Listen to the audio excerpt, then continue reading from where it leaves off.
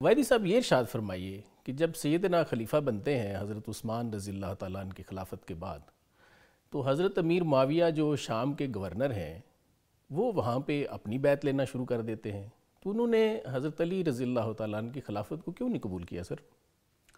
बिस्मिल्लाहिर्रहमानिर्रहीम। शहादत हज़रत अली अलैहिस्सलाम का दिन है। मैं पूरी उम्मत मुस्लिमा को इतने बड़े नुकसान पर ताज़ियत पेश करता हूँ।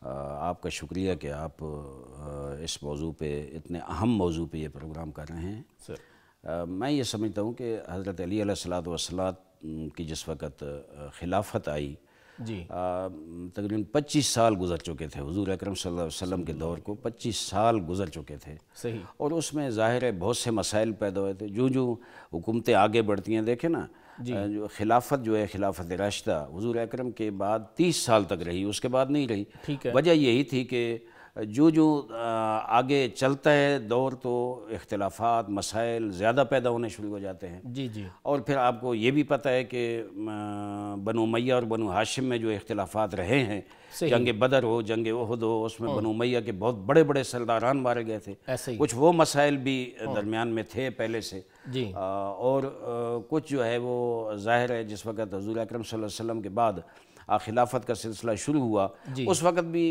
इब्तिदाई तौर पर कुछ इख्तिलाफात सामने आए थे, लेकिन अल्हम्दुलिल्लाह फिर वो 3 खिलाफतों का दौर अच्छा गुजर गया। लेकिन हज़रत अली अलैहिस्सलाम के पास जिस वक़्त हज़रत उस्मान की शहादत के बाद हज़रत अली अलैहिस्सलाम के पास हुजूम आ गया लोगों का कि अब आपकी हम बैत करते हैं जी, तो हज़रत अली बार बार ये कहते रहे कि मुझे हुकूमतों की ज़रूरत नहीं है। लेकिन जिस वक़्त हुजूम इतना ज़्यादा हो गया कि हज़रत ने फरमाया कि मुझे ख़तरा पड़ा कि मेरे हसन और हुसैन लोगों के पाँव के नीचे कुचले न जाएँ, इतना रश हो गया। उस वक़्त फरमाया कि मुझ पर अब हुज्जत तमाम हो गई है, अल्लाह की तरफ से भी और आवाम की तरफ से भी, लिहाजा मैं अब खिलाफत को कबूल करता हूँ। कबूल किया। लेकिन मैं ये समझता हूँ कि कुछ आलम इस्लाम में कुछ लोग, कुछ इलाके के गवर्नर्स, कुछ रियासतें ऐसी थी जो हज़रत अली अलैहिस्सलाम को दिल से कबूल नहीं कर रही थी। फिर ज़ाहिर है हज़रत उस्मान का जो कत्ल हुआ था वो भी इंतहाई इख्तिलाफी मसला था, उस पर भी काफ़ी इख्तिलाफात, उस पर भी उस हवाले से बहाने बनाए गए जनाब के कत्ल उस्मान और उनके खून का किसास जो है उसका।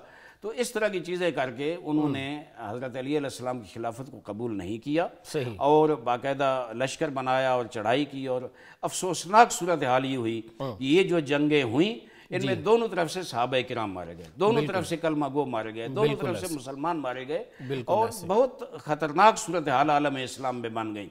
लेकिन मैं ये समझता हूँ कि जो मेयार खिलाफत अव्वल का है वही मेयार खिलाफत सानी का है, वही खिलाफत सालिस का है, वही खिलाफत राबे का है। हज़रत अबू बकर से लेकर हज़रत अली अलैहिस्सलाम तक ये जितनी खिलाफतें, इनका मेयार एक जैसा है।